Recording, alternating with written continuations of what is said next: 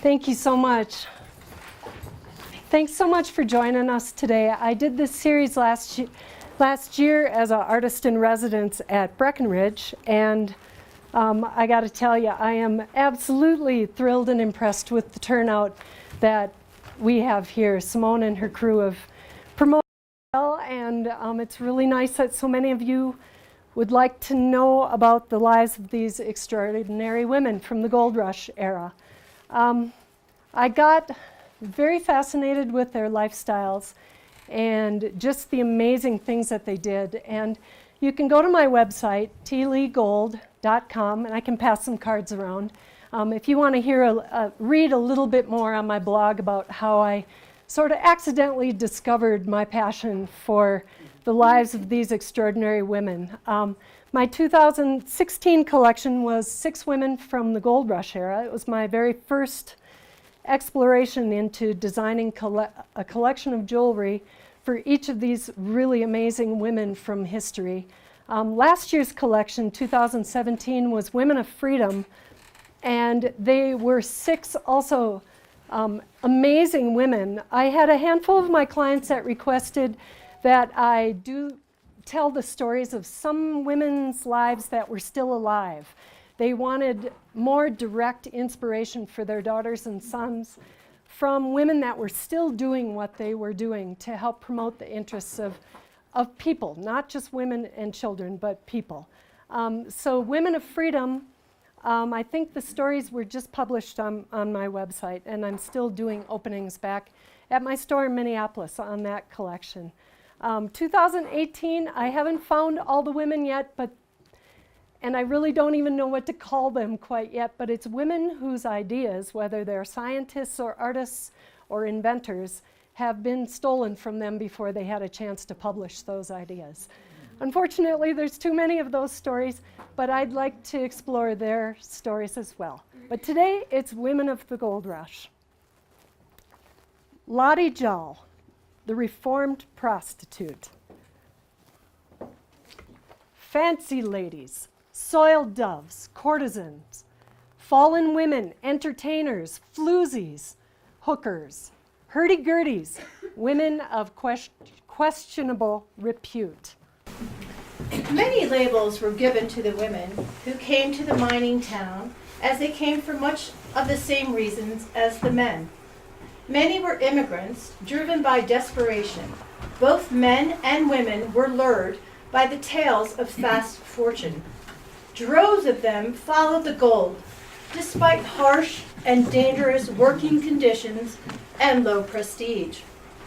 Lottie's story is a common tale, not of an extraordinary individual, but of an extraordinary role with her and others like her, played in the development of mining towns. Women were scarce in California in 1849, 50 to 1. As travel improved, the word of the rich gold strikes spread. The first women, which is our preferred label, come to California. The roles they played were so much more than their professions suggest. They mended socks and sewed on buttons. They were first to offer aid to injured miners and organized gatherings and funerals. But the real story we have found over and over is of the companionship they provided for the camp of male miners who had very little contact with women, some for years. Many's the miner who'd never wash his face or comb his hair if it wasn't for thinking of the sportin' girls he might meet in the saloons. From the Diary of a 49er, edited by Chauncey Canfield. Born on a farm in Iowa in 1855, little is known of Lottie. Early years of how she came to the rough gold mine town of Bodie, California in 1882 at the age of 27. Bodie is second to none for wickedness, bad men, and the worst climate out of doors. It's a sea of sin, lashed by the tempests of lust and passion, says Reverend F.M. Warrington, the True Fissure, Candelaria, Nevada, May 1881. German immigrant Eli Joel was a butcher and a gold prospector and known to be a kind man. He became infatuated with a new dance hall girl named Lottie, and they fell in love. Although she was a prostitute and he knew it would be disapproved by the townsfolk, they married. Eli had a successful business and was able to buy them a cottage near his butcher shop and fill it with fine furnishings. To celebrate their new home, the couple threw a party, but some of the townsfolk convinced the others that to attend a party at a home of a former prostitute was not proper, and if they didn't want to be written about in the paper, they'd best not attend. No one came, and Lottie was heartbroken. Eli gave Lottie a gift of paints and canvases to fill her time, and she filled their home with her art. Several still exist and are hanging in the museum in Bodie today. Loneliness was a common malady for all women in the Gold Rush towns, but for Lottie it was a bit of exclusion and seclusion. As the population increased, proper Victorian-era women moved into town as well. Lottie did not find a place with either class of women. Mining towns often threw dances to brighten up the difficult life in a mining town. When the Bodie Miners Union Hall posted announcements of the masquerade ball, Eli saw this as an opportunity for Lottie to get out and have some fun and let the women of Bodie get to know her without judging her. From San Francisco, he ordered a white satin dress decorated with pink rhinestones and pearls, with a crown to match. She was delighted and went to the masquerade ball disguised by her fine costume. No one would recognize her. Eli stayed home. It is certain that Lottie enjoyed the early part of the evening in disguise, as her costume was described by several local papers as the most beautiful gown. At the end of the evening, the appointed committee announced her as the winner of the most outstanding costume, and she removed her mask as requested. Two men approached her and whispered something into Lottie's ear as she left the ballroom visibly upset. They would not award her the prize. Eli was furious, but little was written about the event. Lottie already knew the townsfolk would never accept a woman who had been a prostitute. They lived a quiet life together, sharing their love for each other in the solitude of each other's company, until Lottie became ill in 1899. A doctor was called in to examine her, and a prescription was given. Eli gave Lottie the medication, but her condition became much worse, and within 24 hours, Lottie had died. Even in her death, Lottie could not escape the town's gossip. There was talk that she had committed suicide. Determined his beloved wife would never kill herself in spite of her unhappiness, Eli demanded an autopsy on her body. The results of the autopsy proved that she had been poisoned, but officials decided that it would not have been intentional and never pursued her killer. Sudden death with great gloom was cast over Bodie on Tuesday by the death of Mrs. Eli Joel. A mistake having been made, it is said, in taking a dose of poison instead of salts. Doctors Cox and Robinson did all they could in their power to save her, but without avail. Bridgeport Chronicle, Union, November 7th, 1899. Eli's challenge turned to where he would be allowed to bury Lottie. Although she had been a changed woman and married to Eli for many years, town laws still forbid her from being buried on the consecrated ground of the local cemetery. After much debate, it was decided that Lottie could be buried just within the fence of the cemetery. Eli built a memorial for his wife with a tall, rough iron fence around her grave, decorated with a canopy, her photo, and every Memorial Day he would drape it with flowers and red, white, and blue bunting. It was the most elaborate memorial in the entire cemetery. Bodie's days of sin and wealth were brief, as in many mining towns. As the California gold declined, so did the population, falling from 10,000 in 1879 to nearly 0 in 1942. The people who abandoned Bodie left with whatever possessions could be carried in a wagon, and great deal got left behind. Clothes hanging on bedroom walls, dishes on kitchen tables, boxes of gunpowder on store shelves, and a little cottage where a butcher and a first woman made a life together. Much still remains mostly undisturbed today. In 1962, it became Bodie State Historical Park and has been protected ever since. Designing a collection of fine jewelry for Lottie Jahl was very difficult because very little was written about her class of woman. Very little was printed about who she was, and we know so little of her past before whatever happened in her life that brought her to the mining town of Bodie. Her identity really was only discovered in the 70s after someone had seen one of her paintings hanging and said, "I know who that is."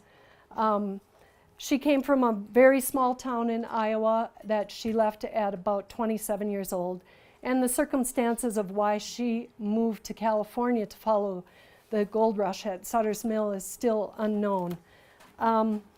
The sources that I had to study more about her life were really just the newspapers. Many of these little mining towns had multiple newspapers, and what they would print, because there wasn't that much news, was gossip about each other, about who was seen with who and who bought what and who's building a house and who got thrown out of the bar. So those were my resources. 3 different publications described her masquerade ball costume. It was that fabulous. My translation of the lovely pink hue of the pearls sewn on her gown is represented through the gemstones I've picked in the following pieces.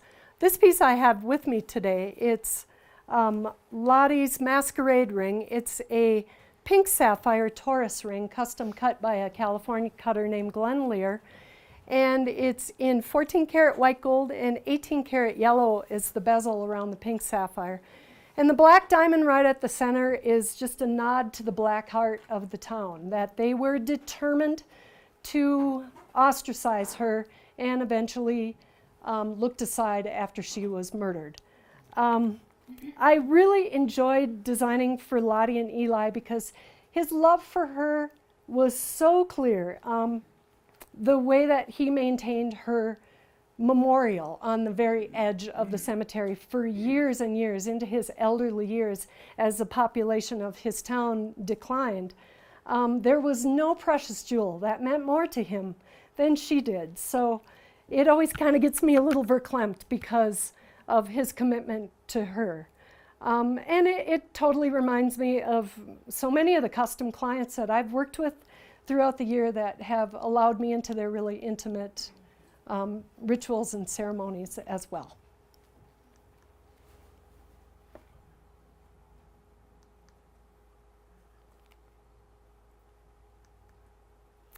The Persistent Philanthropist on Clara Brown. Clara Brown was a kind-hearted, generous woman whose determination led her on a lifelong quest to be reunited with her daughter. Born in Virginia in 1803, Clara grew up as a young slave in Kentucky. She married at age 18 and had 4 children. At age 36, her owner died and her entire family was sold and separated to settle his estate. Her oldest child, Robert, was sold so many times that Clara lost track of him. Her eldest daughter, Margaret, was sold to another Kentuckian, but died several years later. The last 2 children were the twin girls named Eliza Jane and Paulina. Paulina died at age 8, just 2 years before the family was split up, and Eliza Jane was sold to another family nearby. So in 1852, when Eliza Jane was 23, She was sold again, and Clara lost track of her last surviving child. So despite her continued enslavement, Clara vowed to never give up searching for her lost daughter. Clara had been sold to George Brown, a hatter, and worked for him for 20 years, raising his children.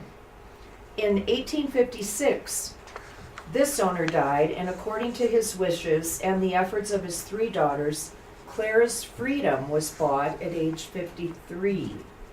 She set out at once to find her daughter.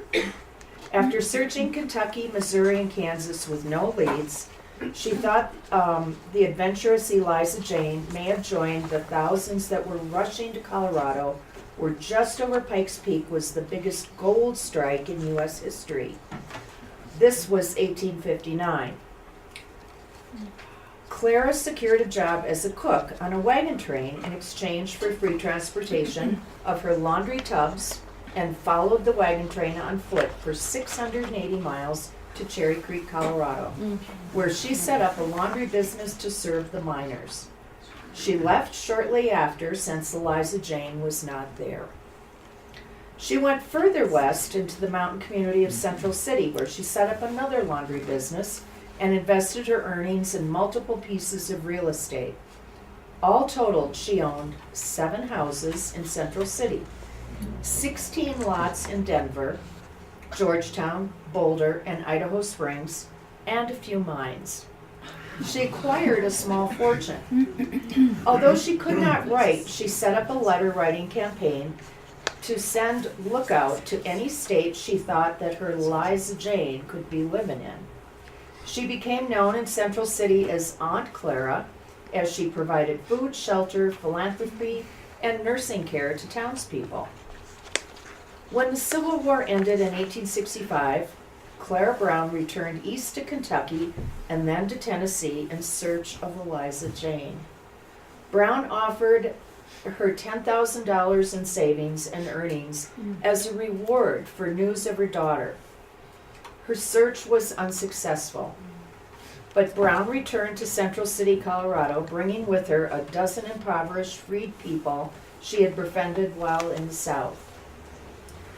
In 1879, at age 76, she repeated the rescue mission, sending large sums of her own money, helping other blacks emigrate to Colorado.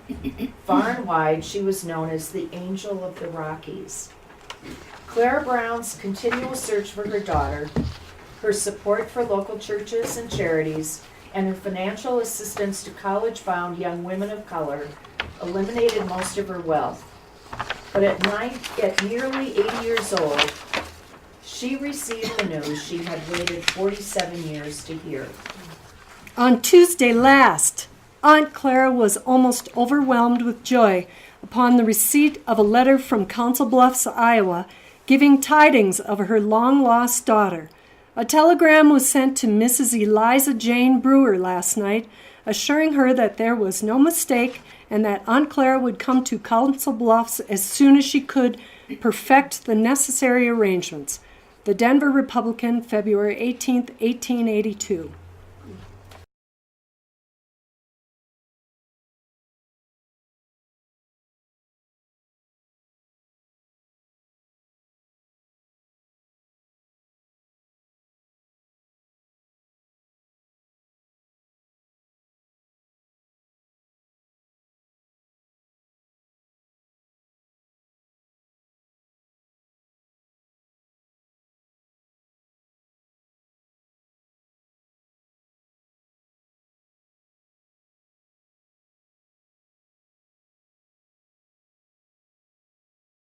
Clara Brown was an exceptional woman of substance, but her greatest success of all the things that she did in Colorado and other states that she lived in was finding her daughter. After 47 years of searching, she would not have been a woman to spend money on convincing anyone of her status through decorative jewelry, but if it helped her further her sole purpose of finding her last surviving child, she'd wear it. Like proud hockey mom wears an oversized picture pin of their kid with a hockey stick just to solicit conversation to talk about them, Clara would wear the spotlight pin and the searchlight earrings as she talked to everyone that she met. Have you seen my daughter, Eliza Jane? Although she settled her business in the gold rush town of Central City, it was very apparent that her treasures were her 4 children. And that those 4 children are represented by these 4 24-karat beads on onyx and then fine silver from Colorado. The X marks the spot earrings are also 24-karat beads and 14-karat white gold, but they're a nod to that the fact that a woman that could not even sign her name made such a success of her life because she single-mindedly knew that she needed to be able to finance the search for her daughter. She never let her shortcomings stop her lifelong campaign of being reunited with her child. And she was definitely a living example of the message of never losing faith for what we search for. And this is the spotlight pin and the searchlight earrings.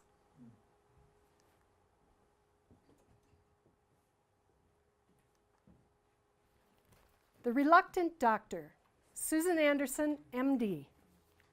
Susan Anderson was born in Illinois in 1870 and graduated from high school in Wichita, Kansas in 1891.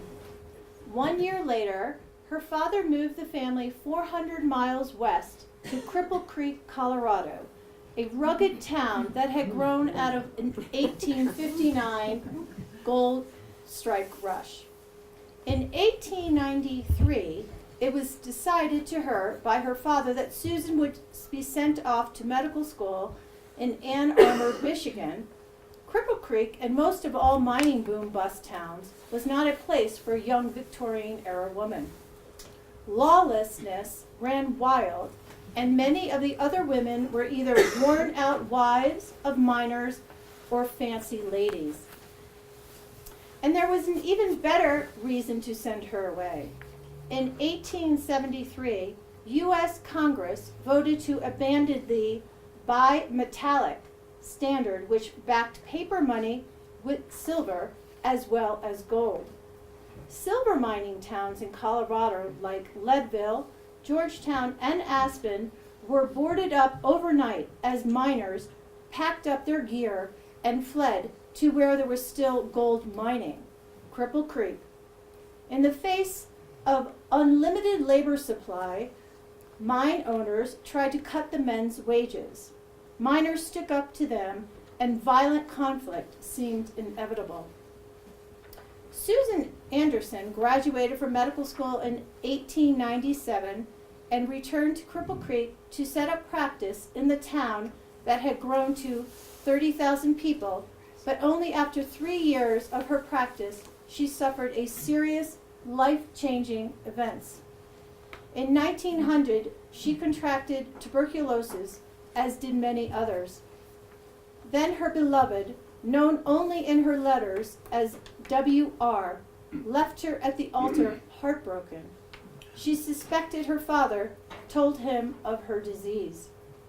At last, but most devastating, her dear brother John dies.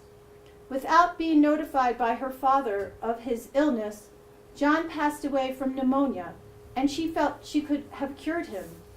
Not one to keep detailed notes. In her journal, she tersely records her despair. Monday, March 12, 1900, pictures returned by W.R. The end of a vain hope. No use to cast pearls before swine. Friday, March 16, 1900. John died at 6:15 p.m. He is gone from my sight, but is not far away. I seem to feel he knows all my troubles and how I feel. He was my best friend on earth. I am about done up. She moved around looking for work as a physician, but her TB was worsening, and by 1907, she moved to the remote high-altitude lumber of Fraser, Colorado, to either beat her illness with the cold, dry climate or die there. Settling into a tiny shack, she started a regime of snowshoeing to heal her damaged lungs and hide the fact that she was a doctor. While in town one day, she heard a lumberjack urgently yelling for help. He was shouting that Dave was tangled in barbed wire and bleeding to death. She offered to help, followed him to his horse, Dave. Word about her medical skills was out. In a bitty town, only thing harder to hold on to than money is a secret. Her reputation spread, and she was soon treating all the injuries and illnesses of the town out of her little shack. A local rancher offered her a small, sturdy barn, and a grateful lumberjacks disassembled and moved it into town for her to live in and practice out of. She worked in the barn that still stands in Fraser until 1956. She was known to snowshoe to house calls in remote areas and accompany seriously ill patients by train to Denver, often during dangerous snowstorms. I wear boots and long handle underwear, just like everybody else up here, of course. I don't wear them when I go to Denver, though. They'd probably throw me in jail. In 1922, construction of the Moffat Tunnel began. It was actually 2 tunnels, one to carry much needed water from the mountains to Denver, and the other to replace the treacherous 5-hour and 12,000 vertical train ride over Rollins Pass and make it a 12-minute ride through the mountains. Doc Susie was asked to become the coroner for Grand County. Although she would rather treat patients that were living, but she knew she could confront the Tunnel Commission about the dangerous working conditions that faced tunnel workers and help bring about change better as a coroner. It took 6 years to build the 6-mile-long tunnel, and 28 miners were killed building it, most related to rock collapse and explosion accidents. In February 1928, the Moffat Tunnel officially opened. Opening ceremonies were held by the rail officials and the Denver Post on the east side of the tunnel near Denver, not on the west side near Fraser. Workers and their families were expected to ride the deteriorating rails above the tunnel over Rollins Pass if they wanted to attend, and were told that they could not walk the 6 miles through the tunnel to witness the first train emerging. Nobody goes through the tunnel ahead of the dignitaries. The Denver Post, 1928. Doc Susie made a large sign to greet the newspaper men riding the first train as it came out on the west side near Fraser. We built this tunnel, the Post didn't. Doc Susie was Fraser's only physician, and she continued her practice there until 1956. Doc Susie, out of all the women, I feel a very kindred warmness to her. This is an engagement ring that she never got to wear, but I knew that when designing her collection, I wanted to do her some wedding jewelry. I set out to Fraser with my friend Mo to find Doc Susie's house, armed only with a handful of books that had a few pictures of the old barn that she worked in that you saw pictures of, that the miners brought and reassembled, or the lumberjacks brought and reassembled for her. And when we arrived at that house, the first thing that we saw, Mo and I had to drive up and down the streets because I, of course, thought it would say, "Home of Doc Susie," but it didn't. We finally found the house, and it had a sunflower, old metal sunflower poked in by a window, and a dog who was barking furiously at us as we kind of trespassed, and I looked at all parts of the house and was so amazed by it. And a segue to that story is the owner of the house came out because we were looking in I was looking in his windows. And he told us, I said, oh my gosh, you must be fascinated with Doc Susie, just like I am, how she, was the doc for the town of Fraser for, decades. And he said, no, actually it was the only house in town I could afford. It had no electricity or running water when I bought it. And he was a really nice guy, and said if his wife wasn't out of town, he'd offer to let us come in, but the house was a mess. But that was the symbol for the sunflower ring. The sunflower ring is a yellow sapphire surrounded with some Melly white diamonds in platinum and white gold mixed. And out of all the pieces that I've designed, we've probably repeated and done this one the most. People love Doc Susie's story.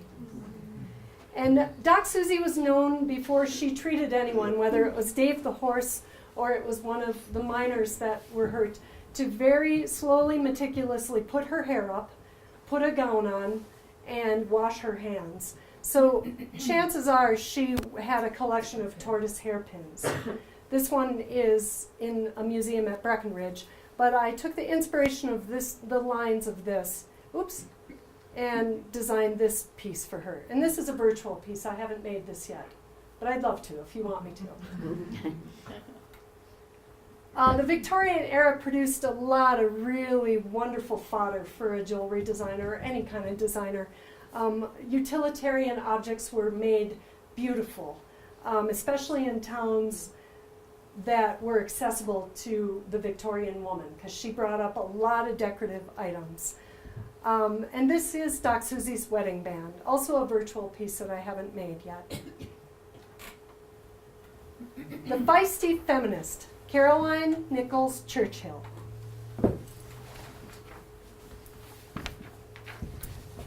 Caroline Nichols Churchill, the Queen Bee, was born on December 23, 1833, in Ontario, Canada, to American-born parents. In 1857, she took a teaching job in Minnesota, your home, and became friends with the newspaper editor who was an ardent feminist, and she enlisted Caroline to travel to the western states to both sell ads and subscriptions and gather news. Caroline was assaulted by an inn owner, thrown from a wagon by a driver who had made advances, and chased out of town by a group she had poured a bucket of ice water on to quiet their loud party below. So she was maybe the first of the Me Too. She exposed these individuals in the paper's next edition and often argued that women could solve many of society's problems if only given the chance. If women could have a hand in executing the laws for their own, these shameful performances would become of rare occurrence. She moved to Denver in 1879 and founded Denver's earliest women's rights newspaper, the Colorado Antelope, which was devoted to the interests of humanity, women's political equality, and individuality. Churchill's editorials denounced female complacency. She was not one to hold her fire with her pistol or her pen, and to this end, Caroline kept up steady a drumbeat for women's suffrage. As many of her male targets discovered, she could never be persuaded to wear kid gloves because it took too much valuable time to put them on and off. Women should remember that all the evils of society are caused by the bad management of men, and women are greatly to blame for folding their hands and permitting this state of things. The Colorado Antelope, April 1880. She changed the paper's name to the Queen Bee in 1882 and single-handedly performed the duties of editor, publisher, reporter, printer, and hawker. She began publishing on a weekly basis, and quickly circulation reached 25,000. The highest circulation for any weekly between San Francisco and Kansas City. She printed in her paper. Her editorials championed vocational education for girls, pensions for mothers with dependent children, and of course, a woman's right to vote. By the early 1890s, the suffrage debate was at fever pitch in Colorado. Churchill called for a suffrage amendment to the Colorado Constitution in every issue of her paper. In November of 1893, Colorado's male voters passed the suffrage referendum unanimously. It would be 27 more years before the ratification of the 19th Amendment federally, which allowed women to vote in the nation. And that meant that women in Colorado mining towns now had the power to shape and control those towns with their votes. The front page of the Queen Bee heralded the event with typical enthusiastic headline. Western women wild with joy over the victory in Colorado. Come ye sinners, poor and needy, come to Colorado now. This shall be the land for women. It was the highlight of a writing career that spanned more than 3 decades in Colorado. But good times were coming to an end as a nationwide panic began in May of 1893. Silver had been devalued in 1873 and mines had closed. The railroads built to carry that gold and silver ore from the mountains were now collapsing, taking many banks with them. Caroline was forced to quit publishing weekly, but continued to put out her paper intermittently. And before she died in 1926 at the age of 92, she wrote her memoirs, Active Footsteps. Churchill had lived and worked for suffrage her entire life and was immodest in printing. It is not at all likely that another woman on the continent could, under the same conditions, accomplish as much as I have. The Queen Bee was not a woman that would earn much popularity among men or women, because those that speak the truth seldom are. Most suffer that same fate. She changed things for women in Colorado, though, that is clear. Without her opinionated publication that helped convince the men of Colorado to allow women the right to vote 27 years before the women in my state of Minnesota were allowed to vote. My opinion, and I did not find this in print anywhere, but I liberally feel, so pardon me historians if this isn't accurate, but I feel that she changed the state of Colorado, especially where we are right now in Summit County. A lot of those towns would not have survived if they would have been left with a town full of women and children and half-built schools and hospitals, and the women had no power. But because the women could vote, they had power, and a lot of those towns survived. Aspen, Georgetown, Boulder, they were all towns that got abandoned overnight when the bimetallic standard crashed, and silver was not valued anymore. Now that is my own hypothesis, and you're going to find problems with my timeline, of course, but the facts is that she helped convince the men to give us the vote 27 years earlier. For her, I designed the whole collection based on what she nicknamed herself, the Queen Bee. This is the Queen Bee ring, and the sides are woven, so right now you're not seeing the 24-karat weave that goes around the spokes on either side. And this is also a virtual piece of the Queen Bee necklace in the suffrage colors of purple and green, which would probably be amethyst and tsavorite garnet. And this is a ring that we've done really well with, and I've made probably over a dozen times. It's platinum and 18-karat yellow. It's the Queen Bee ring, and it's a pretty in-your-face symbol of what she felt she was. Although I've sold it to quite a few gals as an engagement ring, and they share the same sentiment. And these are the Queen Bee earrings. I do have a pair of these with me in Sleeping Beauty turquoise, but this is blue chalcedony. 14-karat yellow bees at the top and a 14-karat white bezel. The quintessential merchant, Belinda Mulrooney.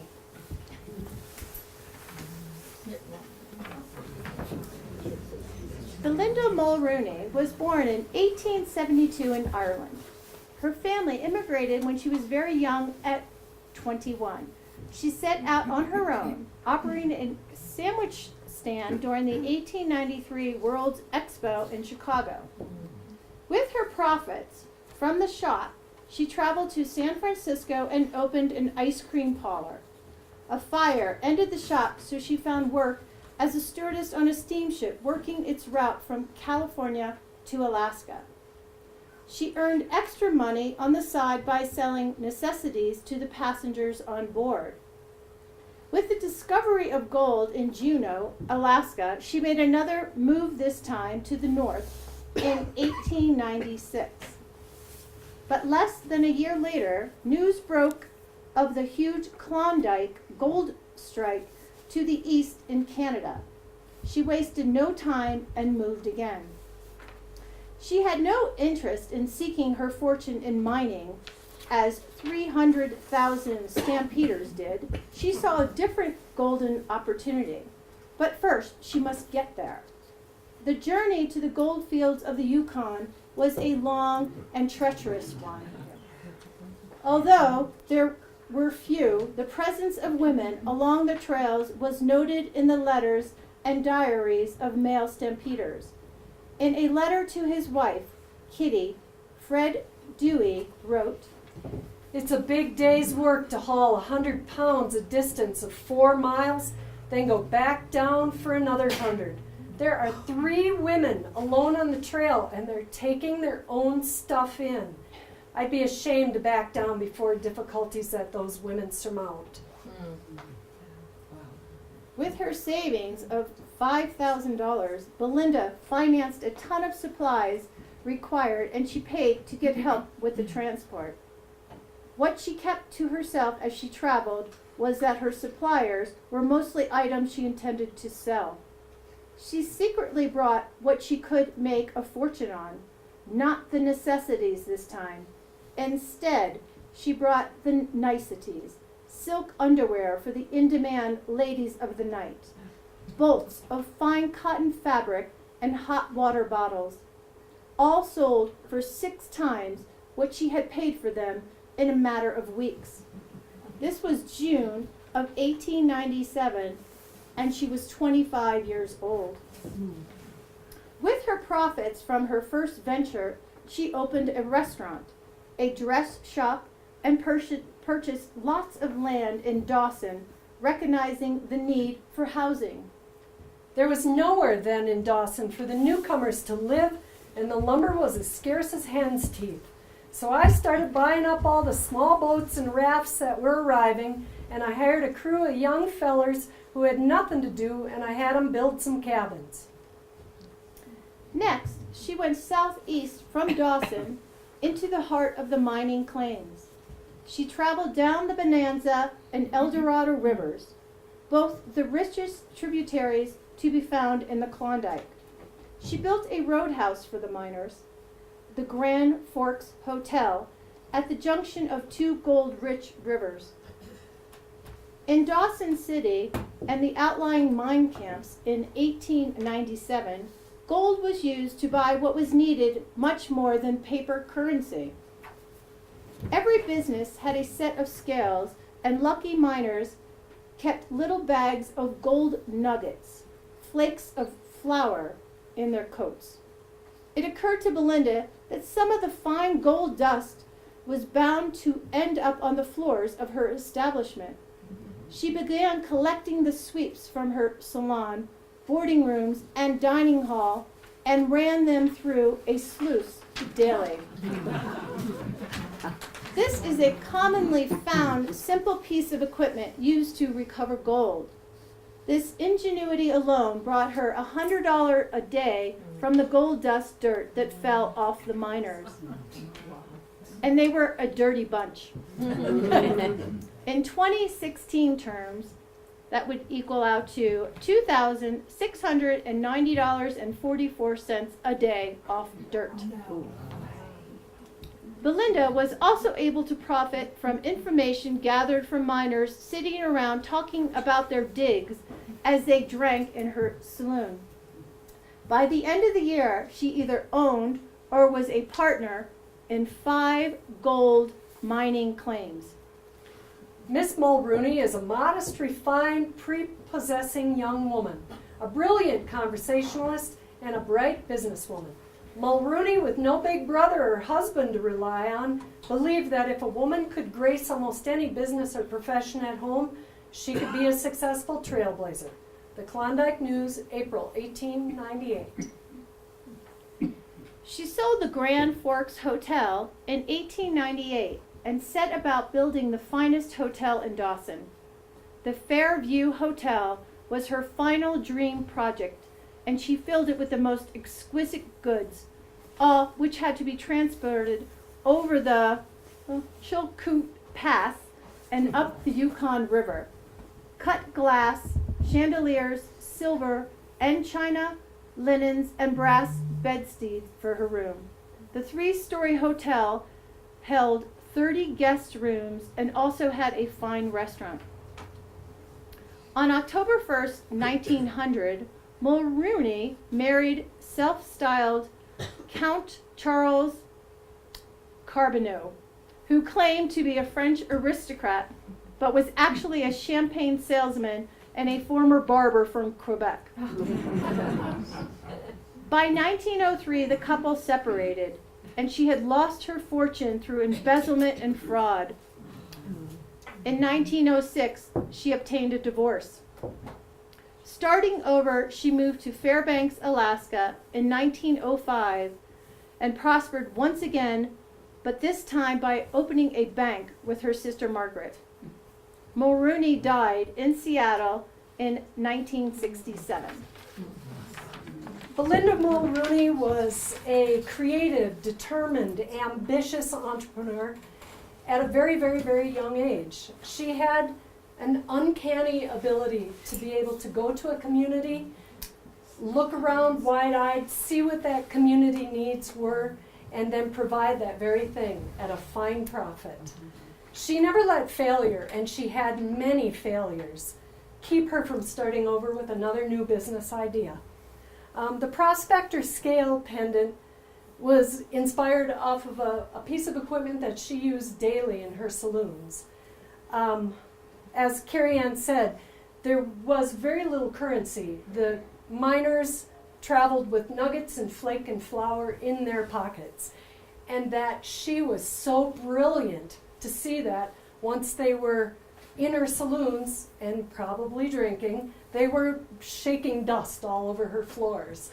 And I found that ingenuity alone inspiring. So the scale inspired this Prospector pendant.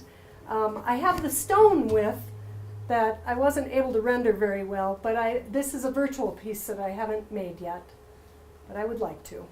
And that is a very fancy set of scales.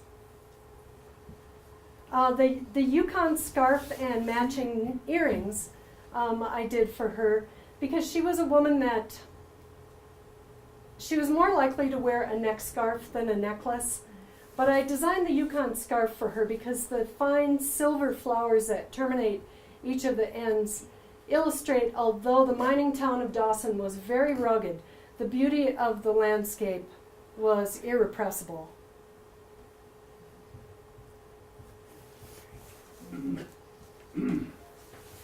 The Abandoned Native, Kate Carmack, born Shaw Tla.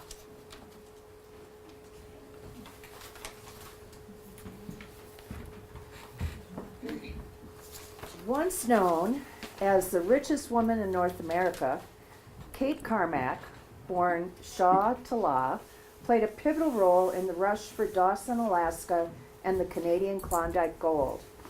Shaw was from a small, isolated First Nations tribe, and in 1886, she was given in marriage to a prospector, George Carmack, who renamed her Kate. During a dozen years of wandering with her husband as he searched for gold in vain, Shaw cooked, sewed, and did laundry to support them. George had first married Shaw's older sister, but when that sister died not long after their marriage, Shaw took her place. No official record was made of the marriage, an oversight Shaw would live to regret. In January 1893, 7 years after their marriage, Shaw gave birth to the couple's only child, a girl named Gracie. The family continued to roam across the Yukon Territory prospecting. On August 17, 1896, on an expedition up the Klondike River, Shaw's brother, Skookum Jim, accompanied by her nephew and her husband, discovered the gold that set off one of the biggest stampedes in history. The site was marked by Carmack's handwritten sign, To whom it may concern, I do this day locate and claim by right of discovery 500 feet running upstream from this notice, located this 17th day of August, 1896, G.W. Carmack.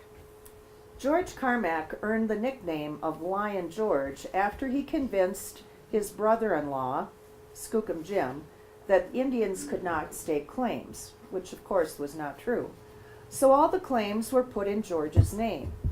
Although the group was digging thousands of dollars of gold out of their claims, they were far from any town, and gold could not heat a cabin or fill a stomach, and the winter of '96 was harsh.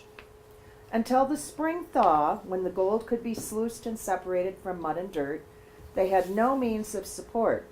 So while her husband and brothers spent that fall and winter digging out their gold, Shaw kept food on the table by doing laundry for other men and miners. When spring came, the partners were finally able to collect their washed-out gold. George, Carmack, Skookum Jim, and Shaw had over $100,000 from their winter of mining. Using an inflation calculator, this means that $100,000 would be worth in today's dollars $2,690,000. The couple remained in the Klondike for one more year. In 1899, the Carmacks left the Klondike for California, stopping in Seattle, where they were the center of attention wherever they went, in response to the sign that George insisted on putting on their carriage. George Carmack, discoverer of gold in the Klondike. In early September, the pair caused quite a disturbance when they tossed coins from their hotel roof to an ever-growing crowd below. Life away from the rest of her family in the land she knew best was hard on Shaw, and she was increasingly unhappy in Seattle. The local newspaper was quick to print the story.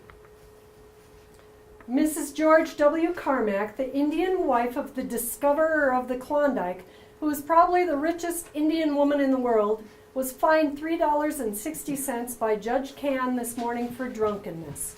The Seattle Times, September 1899. It was the solitary indiscretion that would come back to haunt her. Instead of returning to the north together, George left Shaw and Gracie at his sister's ranch in California and returned to Dawson, Alaska alone.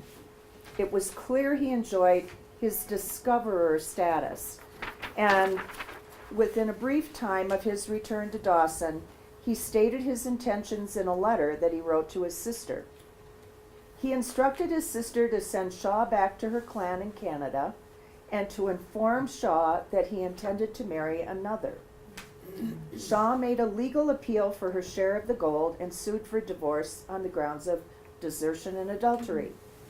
Unfortunately for Shaw, since no marriage papers had been filed, the court did not recognize its existence. George married Marguerite late in 1900. George Carmack died a rich man in Vancouver in 1922, and his new wife inherited his wealth. Marguerite later died in California in 1949.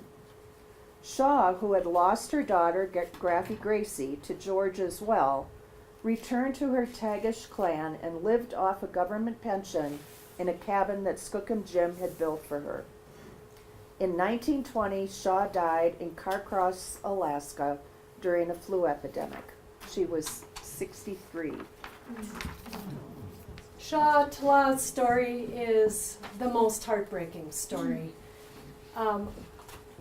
Her fortune was great, but her luck was bad.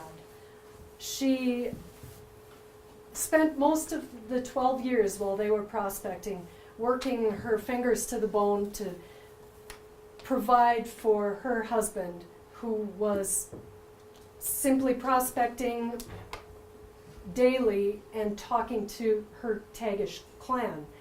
And when he was given tips of where some of the yellow metal was, he made his big discovery. His luck was great because he made that discovery right before things froze over. The trip to the minefields was the most arduous one. It wasn't like they could take a train out of Denver, or like California had stagecoaches that would go to the mines at Sutter's Creek. It was an arduous climb up the Chilkoot Pass as many times as you needed to. There was a writer from that era named Tab Abney that some of you may have heard of. He went and did the trip, and then he wrote about it for the Boston Herald. And he said, no matter which way you take, if you go up the Golden Steps or if you have a pack animal and you go the longer way around, but it's flat, you wish you would have taken the other way. He described some pretty awful visuals of animals that were worked to death, collapsed, and then were tromped and trotted into two separate parts on the trail by the thousands and thousands of gold seekers. But George's fortune is that he just happened to be there, got there first, and was able to mine through the whole winter, while the other people couldn't get to it until after it had already happened. This is probably my favorite ring of the collection, and we've made it probably 6-8 times, and I have one with me today. It's Shaw's Circle of Life ring. George never would have gotten the insider information if he wouldn't have had a native wife that helped him find where on the Rabbit River, or the Bonanza River, the gold was actually being found. So the 47 or the 12 holes around the outside are the empty indications, for kind of a nod towards the indications of the empty mines and 12 years that she spent on his pursuits that were not productive. And then the circle is obviously it's her circle of people, and it's really one of my favorite pieces. And these are her Eagle Courage earrings that are virtual. I haven't made these yet, but she definitely would have had to have immense courage to follow this man who seemed like he was rather abusive for all the years that she did. And then this piece, I'd love to make this piece, I have not yet. And the boats that they traveled down this river after they did this amazing climb and then had to travel 500 miles down this river, all had this really amazingly tippy shape. Being from Minnesota, boats that flip look like that. And then the two gold nuggets on either side just are kind of a, it shows that her people and the nuggets that were on their land supported the claims. Tippy boat. And this is the pickaxe and shovel earrings with rutilated quartz on the bottom and then yellow sapphires on the top. And they're an enhancer that you can put on a hoop. And that is the end of our presentation.